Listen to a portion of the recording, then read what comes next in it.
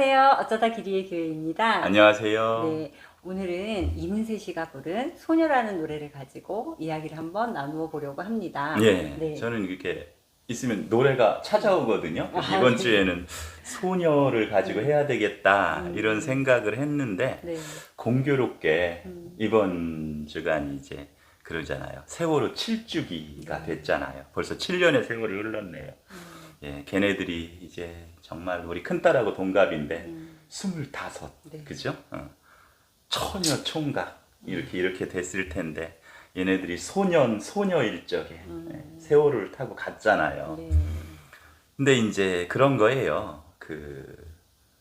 우리 노래 중에 옛날에 그런 노래 있었죠. 나는 17살이에요. 뭐 이런 노래. 나는 가슴이 두근거려요. 그대만 아세요? 17살이에요. 이런 것도 있고. 낭낭 18세. 저고리 구름 입에 물고서 누구를 기다리냐 낭낭 18세. 이랬을 적에 이제 소년들이 17, 18 그 즈음에는 아직 성숙하지 않은 막 이제 막 피어나려고 하는 꽃봉오리 같은 그런 소녀들이잖아요. 네. 성경에 보면 이스라엘 백성과 하나님의 관계를 부부로 묘사하고 네. 신약에 오면 그리스도와 교회를 그렇게 또 부부로 묘사하는데 이 소녀들은 아직 완전히 성숙하진 않았지만 곧 이제 남자와 여자로 장성해서 어떤 역할을 다 할 수 있는 그런 어떤 언저리에 온 소녀들.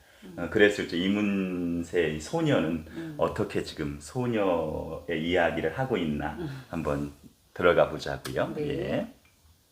내 곁에만 머물러요. 떠나면 안 돼요. 예, 그래요.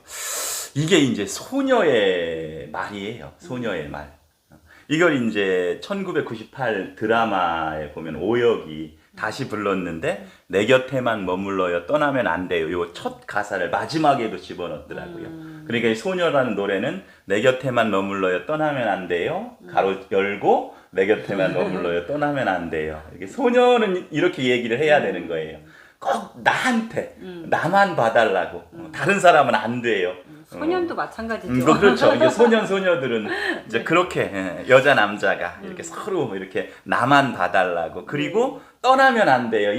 여기에서 이렇게 살자, 여기에서 있자, 내 곁에만 머물러 달라 이렇게 소녀가 이야기하고 있는 거지요. 그 다음에 또 뭐라고 얘기하나 한번 보자고요. 네. 예. 그리움 두고 머나먼 길 그대 무지개를 찾아 올 수 없어요. 예.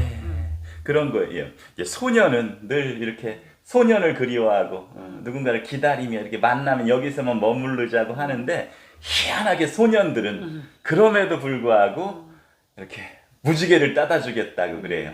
저 하늘에 별도 달도 다 따다가 너에게 줄게 그러면서 이게 핑계인지 뭔지는 모르는데 자꾸 어딘가 먼 곳으로 향하고 있는 게 이제 소년의 속성이에요.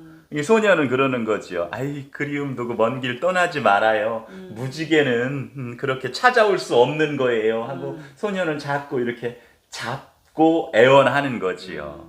예, 그 다음에는요. 네. 노을진 창가에 앉아 멀리 떠가는 구름을 보며 찾고 싶은 옛 생각들 하늘에 그려요. 예, 이게 이제 그 여자의 속성, 소녀의 속성이에요. 예수님도 이제 요한복음에 보면 뭐라고 얘기하냐면 가서 너희를 위하여 거처를 예비하면 내가 다시 와서 너희를 내게로 영접하여 나 있는 곳에 너희도 있게 하리라. 그러면서 예수님이 가셨는데 2000년이 지났는데도 예수님이 안 오시고 계시는 거예요.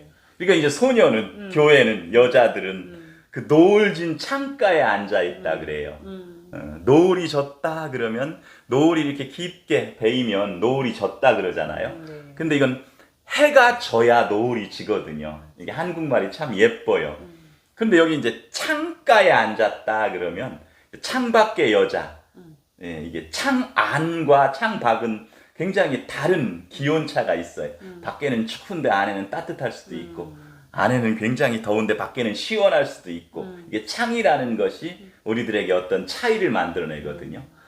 구약 성경 보면 다윗이 이스라엘 백성이 이제 막 이렇게 법궤를 맞아들이는데 하나님을 상징하는 법궤를 맞아서 다윗이 너무 좋아서 덩실덩실 춤을 추느라고 하체를 드러내니까 그 다윗의 아내는 창가에서 그걸 보고 있다가 비웃잖아요. 뭐 이런 어떤 그 차이가 있는 거예요. 여기에서도 보니까 그런 느낌이 나잖아요. 노을 진 창가에 앉아 저 멀리 떠가는 구름을 보며 이런 거죠. 구름도 그런 성경에 보면 그런 어떤 상징성이 있어요. 이쪽 땅과 하늘 저편하고 이렇게 경계에 있는 구름. 예수님이 구름 너머로 가시고 그렇게 가신 것처럼 다시 오마 그러시니까 구름을 타고 온다는 표현을 쓰거든요. 그런 것처럼 이 소녀가 저 멀리 떠나는 구름을 보면서 어떻게 하면 찾고 싶은 옛 생각들을 하늘에 그린다 그래요. 하늘 스카이에 그리는데 사도행전 1장에 보면 예수님이 구름 저편으로 가시니까 제자들이 하늘 스카이, 물론 원어 성경에는 우라노스 같은 말인데 영어 성경에는 스카이를 쳐다보고 있는 제자들에게 천사가 나타나서 왜 너희들은 스카이를 쳐다보고 있느냐? 하늘로 가신 그건 이제 헤븐이라는 단어를 쓰거든요. 그 하늘로 가신 예수님께서 다시 오실 것이다 이렇게 표현을 해서 스카이, 헤븐을 약간 구분해서 사용하는데 여기서 이 소녀는 하늘 스카이에 그 이야기를 써내려가는 거지요. 옛 생각들을 그렇게 지금 얘기가 전개되고 있는데 그 다음에 이제 마지막 가사로서는 이제 동어가 반복되는 거니까 이게 이제 마지막 가사거든요. 마지막 가사에 뭐라고 돼 있나 한번 보자고요. 네. 불어오는 차가운 바람 속에 그대 외로워 울지만 나 항상 그대 곁에 머물겠어요. 떠나지 않아요. 이제 드디어 소년이 한마디 해요. 불어오는 차가운 바람 속에 바람이 불어오는데 왜 차가울까요? 겨울바람이라? 이 바람이라는 것은 굉장히 상대적이에요. 사랑하는 사람과 소년과 함께 있으면 아무리 차가운 바람이 불어도요 따뜻해요. 꼭 끼고 있으면 그렇잖아요. 네. 근데 지금은 혼자 외로이 떨고 있고 울고 있으니까 바람이 차갑게 느껴지는 거예요. 그때 소년이 얘기해. 나 항상 그대 곁에 머물겠어요. 떠나지 않아요. 예수님께서 가셨지만 다시 오시겠다 약속하셨고 그 사이에 성령님 보혜사를 보내주셔서 이제 바람으로 보내주시는 거예요. 그랬을 적에 참 아까 한국말 이야기했는데 우리나라 말로 바람, 바램 이런 것들이 기대, 소망 이런 것도 이제 바람이라도 그러고 바램이라고도 그러잖아요. 불어오는 바람. 그래서 어떻게 보면 성령을 모시고 사는 사람들, 진리와 함께 하는 사람들, 늘 예수 그리스도를 기다리는 사람들 같은 말이거든요. 그런 사람들은 어떻게 사냐면 바람을 맞으면서 바람을 느끼면서 또 바람을 타면서 그렇게 사는 거예요. 그 바람처럼 사는 사람들이 어떻게 보면 하나님 믿는 사람들이라고도 할 수 있는 거예요. 그래서 뭔가 이렇게 이런 사람들 보면요 세상이 감당 못하는 거예요. 뻔하지 않아요. 이 흐름이 어떻게 갈지 모르는 거예요. 뻔한 건 재미없잖아요. 뻔한 거죠. 늘 바람 타고 살으니까 재밌잖아요. 이게 이제 사실은 하나님 믿는 사람들이 이렇게 살아야 되는데 세상이 감당 못하게 살아야 되는데 요즘은 너무 뻔한 이야기들을 하고 뻔하게 살아가니까 좀 식상한 구석이 있는 거지요. 아무튼 이제 소녀라는 노래는 이런 어떤 무지막지한 어떤 신비한 이야기로 가득 찬 그런 노래거든요. 그래서 되뇌이고 되뇌일수록 의미가 심장안에 이런 느낌을 이제 받게 하는 노래예요. 아무튼 저한테는 그랬고 당신한테는 어떻게 느껴졌는지 한번 이야기해 보시죠.